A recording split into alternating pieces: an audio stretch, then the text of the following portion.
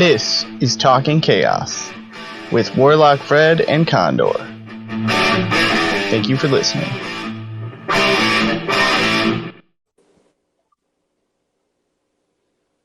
Hey, we're back with Fred the Wizard, or Warlock Fred. You know what? I guess it'll have to depend on how much you know. Indeed it does. So this is episode 2, kind of what we're going to call Talking Chaos. And we kind of time traveled there a little bit with Fred. Fred went on an adventure over the weekend. And now we're back here on Monday, May 27th. Memorial Day. Yeah. We're testing some new stuff out. We want to know what you guys think. But in the interim, we kind of have some stories. We've both reproduced Condor and the Warlock himself. You have Spawn, right? Indeed I do. I do have a crotch goblin. That's a fantastic way for a wizard to put that. Staff's off to you, sir. I mean, I'm just amazed somebody was willing to procreate with you, honestly. With me? Indeed. I mean, it's hard getting a bird to land, bro. Condor flies. Hey, at least it's not like the one that had teeth tattooed on the inside of her snatch. It wasn't the inside, it was the outside. I shouldn't validate what you just said. It's real bad. But we are both parents. And we have some interesting stories about what it's like to be guardians of such. Well, they're relatively young, right? You would say? Both of our spawn? Yeah, indeed. So mine's 3. I'm comfortable saying her age. I'm not going to say her name, though. So she's in, like, preschool or, like, pre-K. I don't know what the fuck they're calling it anymore. But she's in a thing. And most of those early development things are done with churches, right? So it's a church-affiliated program. And it's great because she's learning her ABCs. She's got a couple of her numbers down. She can count to 10. Super proud of her. But when I'm on the phone with her ma in the Bluetooth, and we're talking about when the next time visits are going to happen, and I start hearing her sing about Jesus in the background, I'm a little terrified. Terrified or worried judgment's coming for you? No, that's terrifying even more, because, like, do you want your spawn to be the one that judges you? I mean, they will be, but that's not really the plan to make here. No, it's more like it just feels culty, like super culty. Like, wow. Our mother and I both agree that it's just like, yeah, it's great, get an education, just stop singing about the Lord. So we are to assume then that you are of the at least non-religious variety. No, I'm not non-religious, but I'm not a huge fan of. Oh, it's organized a hard religion? question to ask, actually, Fred. Sorry, my bad. I didn't realize I'd throw you to that spot of, No, hey. You're unfortunately opening a bit of a Pandora's box here. But the short answer is yes, you're correct to initially assume that. The long answer is I don't really like the idea of educating her in a Christian-oriented environment this young. If she gets to be like 7th, 8th grade and she like going to church with friends and she loves it and she's like, I don't really want to be in public school. I looked into a private Christian school. They've accepted me. They're willing to let me in for free so that you guys don't have to, like, go for it. Understandable. I'm all about that, but she's 3. Oh, no, I agree. In regards to my daughter, she is 4. And my wife and I are very non-religious. We've also made the decision from, honestly, before our child was born, of the, like, hey, what, like, we're not going to raise her with any sort of religion or anything like that. We've asked the grandparents, like, hey, we get that you guys do religion, but can you fuck off a little bit? And and it's really come down to a, like, when we feel that she's ready, or she starts asking those questions about, like, hey, this kid in my class has talked about God or Allah or whoever the fuck it happens to be at that time, then we are willing to talk about it when she's ready. When she's willing to bring up that conversation is when we're willing to actually be like, hey, we will engage with this conversation because, like, hopefully you are of the maturity that you can understand that this is what's going on. Well, to be honest with you, my my gut shot reaction in a circumstance like that, where like a 12, 13-year-old tween, right? That's what they are, comes up to me and says, like, hey, I want to talk to you about Allah. I want to come back to him the day later, hand him a copy of the Quran and be like, listen, read that, and then we'll have a conversation. It's a long time of reading. Well, as is the case with any other religious text, like, you want to know about God, read the Bible. You want to know about fairness, read Taoism and Hinduism. I mean, different texts will give you different things. Indeed, praise Odin. The warlock speaks true. Yeah, no, but there's delights, right? And having a kid, like, there's you and your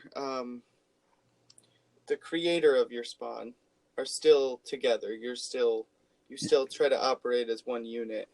Indeed, me and my wife, we are still very much married and operate as a, most of the time, unified force. My mini-me oven and I are not together anymore. So it's delightful when I get to hear really messed up stories. Like, okay, this is, you might get this reference. People, listeners might get it. It's a delightful reference. But you remember Mean Girls, the movie? Indeed, absolutely. Do you remember how they were like, oh, you look so great in that skirt, you whore? Yes, I do. So, unfortunately, my daughter's mother's family uses the word whore as a term of endearment. Oh, God. It's very strange. I can't explain why this is still happening. Like, fucking, that movie came out so long ago. You'd have thought they'd have grown out of it. But the delight, the cherry-topped sundae was when I heard that, like, again, I say Christian-educated pre-K. She told the teacher that Grandma called Mommy a whore. Oh, it's great. She said it pretty loud, apparently. Whole class. Oh, wow. They had to be given a spiel on that whore is a bad word. We don't say whore. And I'm sure that left my hellspawn very confused. Oh, that's great. Or terrible. So, it's pretty bad. okay. In the regard of an adult looking at that, that's fairly humorous. In the regard of a parent looking at that, it's not as much. So, yeah. I imagine God thought it was pretty shitty too. Especially in his own house of worship.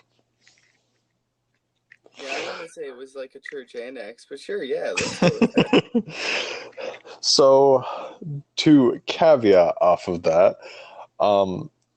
my daughter knows every single curse word that there potentially is, but the thing is uses them correctly.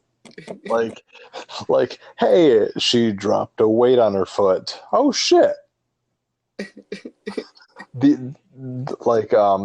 I clearly distinctly remember the time that she was taught the word fuck. One of the guys I used to work with, he You make it sound military. like there was an instructional video involved. The way they said that, like she was taught the word fuck. Well, I There was mean, a lesson plan involved. We had rhetoric. There there was a slight amount there. was some So hands-on experience. No, that's not okay. again, she's 4, and we don't recommend pedophilia. It typically in my household ends in death. Okay, all right. I'll keep that in mind. I'm not for it. I'm just like, you said fuck. So one of the guys I used to work with was a very hardened veteran, and he'd seen, quite honestly, a lot of shit overseas. And I forget exactly what the term he used, but he ended up saying the exact phrase, but he ended up saying motherfucker. And so she looks right at him and goes, fuck. And he gets the shit-eating grin on his face, and my wife looks at him and goes, gee, thanks. And he goes, sorry. And she goes, based on that shit-eating grin on your face, I don't think you're that fucking sorry. And he's like, nah, not really. That's pretty good. There's a video that my mother, the queen of hell, has and covets.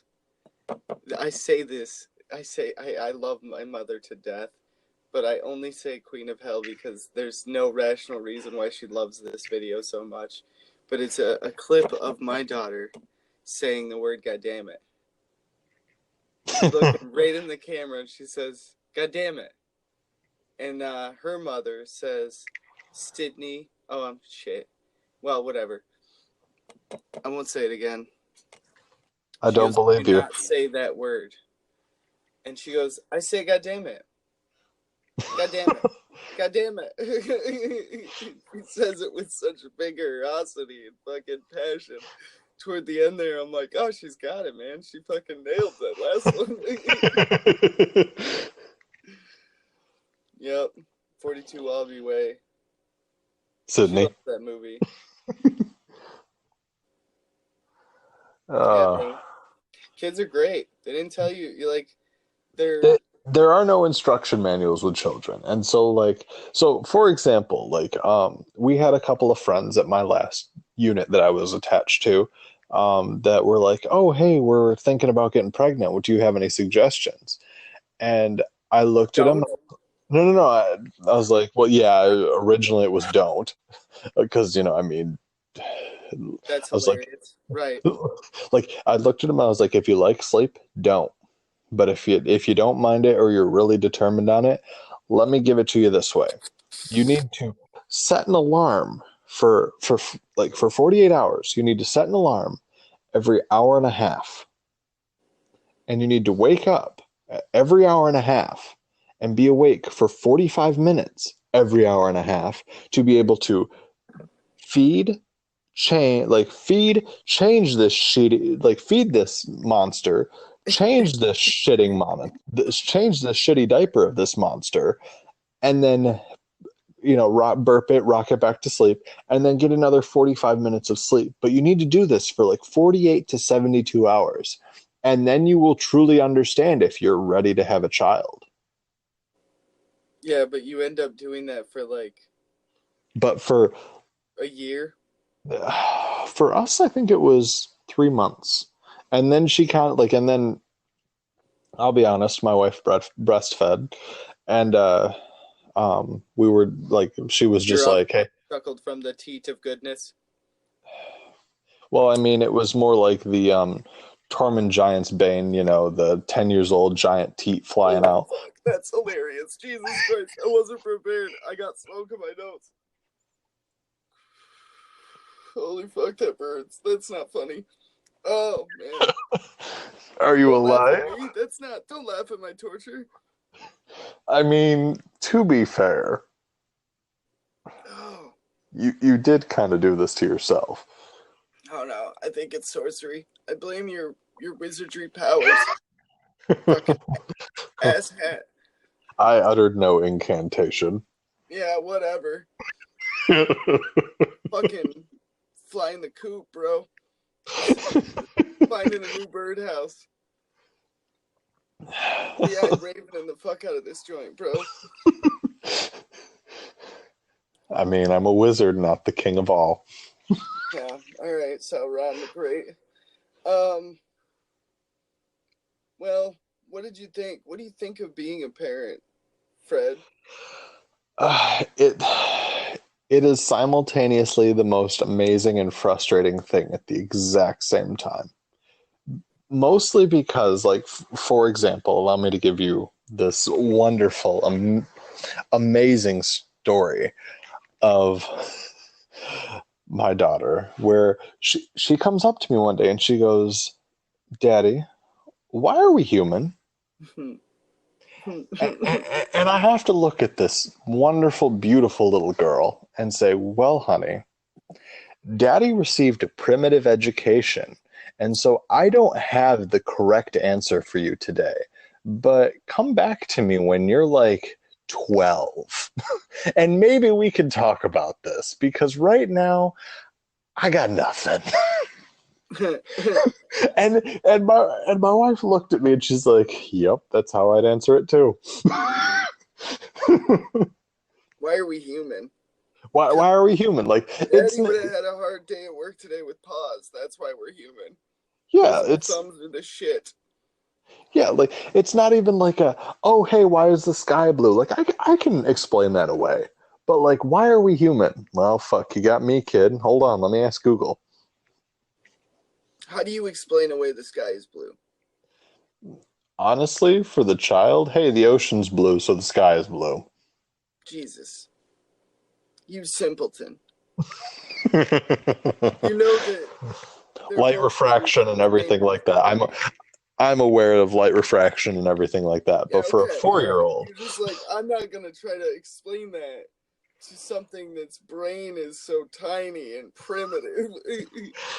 You're gonna look at me like, what? Where's the lens? I'm not warm, am I? I'm not gonna look at a child who literally a year and a half ago, like, kid, you were shitting your pants. I'm fairly certain you're not going to understand physics. We're not going into that today. I don't know. What's light? Yeah, I guess it is part of physics, right? Yeah. Yeah, cool. You're onto something. I'll give that to you. Sure. I fucking dropped out of college. You and me both. I don't know, man. It's at least I hope that everybody enjoys today's episode. We're not going to have any music for you today, unfortunately. I mean, I don't know. Depends on how you guys feel. Let us know. Send us a voicemail. I'm always on my phone, so I'll get those. But this has been Talking Chaos with parenting as the topic, I suppose, with Warlock Fred. You fucking magical wizard, you, for fucking me up. Fred, say goodbyes. Thank you, y'all. Thank you for having me on. I enjoyed it, and you're welcome for the smoke up your nose, apparently. Yeah. All right. It's been great episode. You guys have a great day, and hopefully we'll see you soon. This is Condor here. I just wanted to say thank you for listening to today's episode. And if you like what we do, head on over to our Patreon page at patreon.com/talkingchaos.